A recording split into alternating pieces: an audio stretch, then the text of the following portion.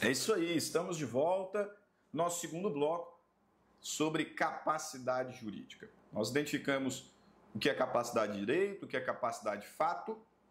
Então falamos sobre os absolutamente incapazes e os relativamente incapazes. Cuidado, só existe um critério de definição da incapacidade absoluta, que é o critério etário. São absolutamente incapazes os menores de 16 anos. E com relação aos relativamente incapazes, cuidado com a situação do deficiente. Tá? A deficiência não é um critério definidor da incapacidade, então ninguém é incapaz só porque é deficiente. O que eu preciso analisar no caso concreto é se essa pessoa tem discernimento ou não, se ela consegue praticar os atos da vida civil sozinha ou não. Se por uma causa transitória ou permanente, que pode ser uma deficiência, mas pode ser qualquer outra causa, a pessoa não consegue manifestar a sua vontade sozinha, então ela vai ser relativamente incapaz, ok? E para quem não sabe o que é pródigo, agora que eu me lembrei, não comentei, pródigo é aquele que gasta compulsivamente, né? Aquele que não tem controle, né? Que dilapida o patrimônio. Essa pessoa também é considerada por lei como relativamente incapaz, ok? E aí a gente vai para o nosso slide para dizer o seguinte: o absolutamente incapaz e o relativamente incapaz não podem manifestar a vontade sozinhos, como regra. A ideia é que a capacidade de fato é a aptidão para exercer os atos da vida civil, né? Então essas pessoas elas podem titularizar direitos e obrigações, óbvio. Toda pessoa tem capacidade de direito. O que elas não podem é exercer os atos da vida civil sozinhas. Sozinhas. Porque elas podem até exercer, desde que a incapacidade seja suprida. E é por isso do quadrinho aí na sua tela. O suprimento da incapacidade absoluta é a representação. E o suprimento da incapacidade relativa é a assistência. Ok? Então, assim, o absolutamente incapaz não pode praticar os atos da vida civil sozinho. Ele precisa de representação. Alguém que faça por ele, menor de 16 anos. O absolutamente incapaz será representado. E o relativamente incapaz, como regra, não pode também praticar os atos da vida civil, sozinho. Ele dependerá de assistência. Eu disse como regra, porque o relativamente incapaz pode até praticar alguns atos sozinhos. Por exemplo, o maior de 16, menor de 18, pode fazer um testamento. E não precisa de assistente, não. Ok? Pode ser testemunha de um ato jurídico. E não precisa de assistência, não. Por isso que ele é relativamente incapaz. Porque alguns atos ele pode até praticar sozinho. Mas, como regra, dependerá de assistência. Então, o suprimento da incapacidade absoluta é a representação. E o suprimento da incapacidade relativa é a assistência. Mas o que acontece se uma pessoa praticar um ato jurídico sem representação, sendo absolutamente incapaz, ou sem assistência, sendo relativamente incapaz? Então, veja lá. Quais são os efeitos do ato jurídico realizado sem o suprimento? O absolutamente incapaz que pratica um ato jurídico sem representação, esse ato jurídico será nulo. É nulo o ato jurídico praticado por um absolutamente incapaz sem representação. Artigo 166, inciso 1 do Código Civil. Ok? E se o relativamente incapaz praticar um negócio jurídico, celebrar um negócio jurídico sem assistência, esse negócio jurídico será, então, anulável.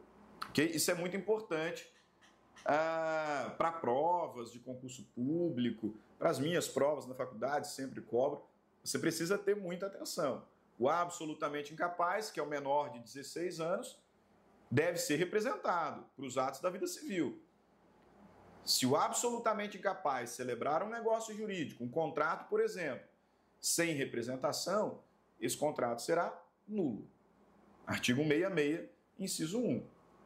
E se um relativamente incapaz, maior de 16, menor de 18, ébrio habitual, viciado em tóxico, aquele que por causa permanente ou transitória não puder exprimir sua vontade, ou pródigo, celebrar um negócio jurídico sem assistência, esse negócio jurídico será anulável. Artigo 171, inciso 1. Cuidado, nulo e anulável não são as mesmas coisas, meus caros. Ok? Muito cuidado em provas de concurso público. Porque normalmente a pegadinha está ali. Dizer que o negócio jurídico celebrado por absolutamente incapaz é anulável. E aquele que não estudou muito bem a matéria, passou por cima, acaba marcando. Porque anulável é alguma coisa que está errada, né? E absolutamente incapaz, sem representação, pronto, caiu. Cuidado, a pegadinha está ali. Absolutamente incapaz, sem representação, nulo. Relativamente incapaz, sem assistência, anulável. Ok? Artigos 166, inciso 1 e artigo 171, inciso 1. Artigos 166, inciso 1 e 171, inciso 1. Nulo e anulável não são as mesmas coisas. Ah, professor, mas qual que é a diferença de nulo e anulável? Daqui a pouquinho você vai aprender aqui nesse curso. Nós vamos ter uma aula sobre teoria da invalidade. E lá na aula de teoria da invalidade eu vou distinguir com vocês a nulidade absoluta e a anulabilidade. Mas por hora grave isso. Absolutamente incapaz sem representação, nulo. Relativamente incapaz sem assistência, anulável. Ok? Beleza. Próximo tópico. Aqui caminhando já para o final. Provavelmente a gente vai conseguir terminar essa aula um pouquinho mais cedo. Cessação da incapacidade. Quando que a incapacidade cessa? Se a capacidade de fato ela é gradual, algumas pessoas são absolutamente incapazes, outras relativamente incapazes e por fim plenamente capazes. Então, em que momento a incapacidade cessa? O que faz com que a incapacidade cesse? E aí no nosso slide a explicação. Regra geral, a incapacidade cessa com a extinção da causa que a originou, ou seja, daquilo que lhe deu causa. Desse modo, por exemplo, se a incapacidade é etária, a incapacidade cessa com a maioridade, né?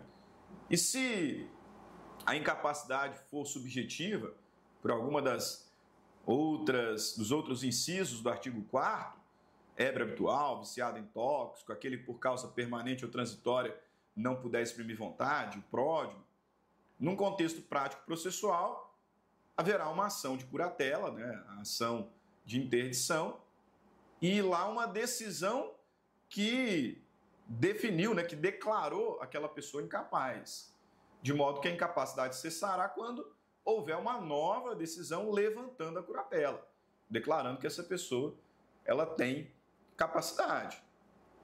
Okay? Então, a incapacidade cessa com a extinção daquilo que lhe deu causa. Agora, o Código Civil, no artigo 5, ele vai focar na questão da idade. Ele vai focar na questão da idade. E aí ele vai dizer que a incapacidade cessa aos 18 anos.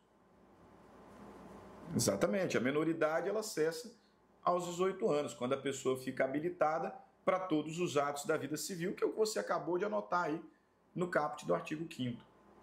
Então, completou 18 anos, a pessoa se torna plenamente capaz para os atos da vida civil. Mas eu estou certo que você sabe, como praticamente toda pessoa fora da faculdade de Direito sabe, que existe um instituto que confere capacidade civil plena àquele que ainda não completou 18 anos. Talvez a pessoa fora da faculdade, né, não consiga entender a pergunta nesses termos jurídicos, né? Existe um instituto que confere capacidade civil plena àquele que ainda não completou a maioridade, mas certamente conhece o instituto. Eu estou falando do quê? É isso mesmo, emancipação. Sabia que vocês conheciam o instituto jurídico, emancipação. A emancipação, meus caros, é um ato jurídico que confere a capacidade civil plena para o menor de idade. Então a regra é que a menoridade cessa aos 18, quando a pessoa fica plenamente habilitada para os atos da vida civil. Mas é possível que a pessoa atinja a capacidade, que adquira a capacidade civil plena, mesmo antes dos 18 anos. E isso se dá através da emancipação. O que talvez você não saiba, mas vai aprender agora, é que existem 3 espécies de emancipação. A emancipação voluntária, a emancipação judicial e a emancipação legal. Vamos para o nosso PowerPoint. Parágrafo único do artigo 5º. Cessará para os menores a incapacidade. Olha lá, ó. Cessará para os menores a incapacidade. Inciso 1. Pela concessão dos pais ou de um deles na falta do outro, mediante instrumento público, independentemente de homologação judicial. Essa é a emancipação voluntária. A emancipação voluntária, atenção, é aquela prestada pelos pais. Primeira coisa que eu quero que você grave, que você anote aí. Somente os pais podem emancipar o filho voluntariamente. Lá em cartório. Só os pais. Essa é uma prerrogativa dos pais. Tutor não pode emancipar o menor voluntariamente. Os pais morreram e a tutela ficou com o avô. O avô pode emancipar o neto? Voluntariamente não. Isso é uma prerrogativa dos pais. Só os pais podem emancipar voluntariamente o filho menor. Ok? Primeiro ponto que eu quero que você tenha atenção. E segundo, país, no plural. Então a regra é de que eu preciso da vontade de ambos os pais. Justamente. Não tem como regra, o pai emancipar o filho sozinho. A mãe emancipar o filho sozinho. Não tem como. Regra geral, não. Só na falta do outro. O próprio legislador está dizendo. E essa é uma falta técnica. Como assim falta técnica? Morte, por exemplo. Pai desconhecido. Perda do poder familiar. Né? São algumas situações. Então, o pai não é conhecido. Óbvio que a mãe pode emancipar o filho sozinho, né? O pai morreu. É óbvio que a mãe pode emancipar o filho sozinho. O pai está ausente. Ausente na acepção técnica, né? De pessoa desaparecida. Pessoa que está em local incerto e não sabido. A mãe pode emancipar o filho sozinho. O pai perdeu o poder familiar. A mãe pode emancipar o filho sozinho. E vice-versa, né? E vice-versa. Então, a princípio, eu preciso da vontade de ambos os pais. Mesmo que no divórcio tenha sido fixado guarda unilateral para um deles. A guarda unilateral não extingue o poder familiar do outro. Então, o fato da mãe ter a guarda unilateral do filho não significa que o pai não tenha poder familiar. Eu preciso da manifestação de ambos, ok? Muito cuidado com isso. Aí nós temos a emancipação judicial. O legislador vai dizer, está tudo no inciso 1, hein? Está tudo no inciso 1, por isso que eu coloquei reticências ali. Final inicial. Pela concessão dos pais, voluntária. Pela concessão dos pais, ou de um deles na falta do outro, mediante instrumento público, independentemente de homologação judicial. Ou emancipação judicial, por sentença do juiz, ouvido o tutor, se o menor tiver 16 anos completos. Ou por sentença do juiz, ouvido o tutor, se o menor tiver 16 anos completos. Então, observe, se o menor está sob tutela, tem que ser judicial. Ok? Os pais morreram. Ambos os pais perderam o poder familiar. E aí o avô foi nomeado tutor. Né? Um irmão maior de idade foi nomeado tutor. O tutor até pode emancipar o menor, mas não voluntariamente, direto em cartório. Tem que ser judicial, tá? Mediante sentença judicial. Okay? Grave isso, tutor não pode emancipar o menor voluntariamente. E ainda, tanto na emancipação voluntária, prerrogativa dos pais, como na emancipação judicial, no caso do tutor, o menor tem que ter pelo menos 16 anos de idade. Ok? A emancipação voluntária só os pais podem fazer, direto em cartório, independente de homologação judicial. Então não preciso de nada judicial. O menor tem que ter pelo menos 16 anos. E a emancipação judicial, para a hipótese do menor sob tutela, tutor não pode emancipar em cartório, tem que ser judicialmente, ok? E o menor ainda pelo menos 16 anos de idade, ok? E aí a gente vai para a última espécie de emancipação, que é a emancipação legal. Emancipação legal, que é a emancipação que se dá de forma automática. É automática, porque não precisa nem de registro. O Código Civil vai nos dizer lá no artigo 9º. Ok? Emancipação que acontece automaticamente nas hipóteses previstas em lei. Ocorreu alguma das hipóteses previstas em lei, o menor está emancipado. Quais são essas hipóteses? Parágrafo único, inciso 2, porque no inciso 1 está a voluntária judicial, né? Então, inciso 2, pelo casamento, pelo exercício de emprego público efetivo, pela colação de grau em curso de ensino superior e pelo estabelecimento civil ou comercial, pela existência de relação de emprego, desde que em função deles o menor com 16 anos completos tenha economia própria. Pelo casamento, hoje só pode casar o menor que tenha pelo menos 16 anos, idade núbio, não existe mais exceção que possibilite casamento de menores de 16 anos, okay? Então essa idade núbio fixada, pelo exercício de emprego público efetivo, né? Se há aí algum concurso público, desconheço, não faz parte da área onde eu trabalho. Se há algum concurso público que permita a realização por menores de idade, e não só isso, né? A posse e o efetivo exercício da função, entrando no exercício da função, o menor está emancipado para os atos da vida civil. E aí não tem nem idade mínima, tá? Não tem nem idade mínima. Inciso 4, pela colação de grau em ensino superior, ok? Também não tem idade mínima.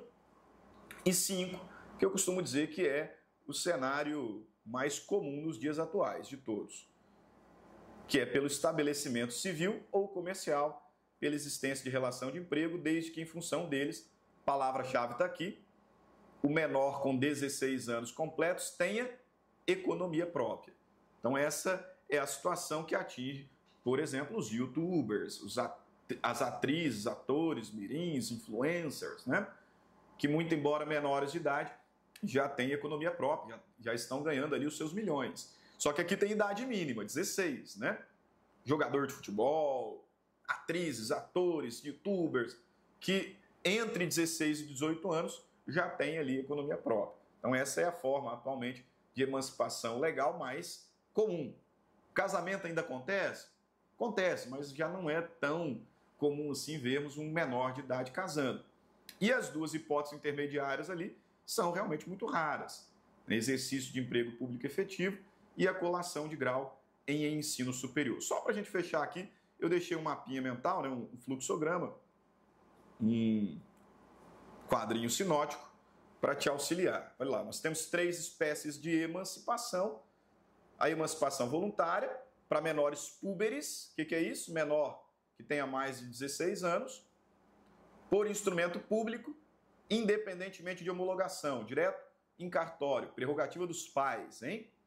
A emancipação judicial também para menores púberes, maiores de 16 anos, sob tutela e por sentença judicial.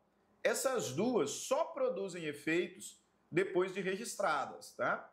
No cartório de pessoas físicas, de pessoas naturais, artigo 9º, inciso 2. Agora, quando a gente fala em emancipação legal, a emancipação legal ela é automática, ok? Emancipação legal independe de registro. Se dá pelo casamento, pelo emprego público efetivo, colação de grau em ensino superior, estabelecimento civil ou comercial ou relação de emprego que confira ao menor economia própria. Essas duas aí estão juntinhas. A questão chave é economia própria, reservada para menores púberes. E hoje você pode puxar ali também uma setinha no casamento, porque o casamento hoje também é para menores púberes, ok? não se casa mais, nenhuma hipótese, o Código Civil até previa uma hipótese, mas agora não mais a hipótese de casamento de menores de 16 anos. Então, de certa forma, a emancipação pelo casamento também se tornou aí exclusiva de menores públicos, ok? Encerramos aqui a nossa aula de capacidade. Nos vemos num próximo encontro, trabalhando agora a teoria, ou melhor, os direitos de personalidade. Ok? Grande abraço, fiquem com Deus e até mais. Tchau, tchau.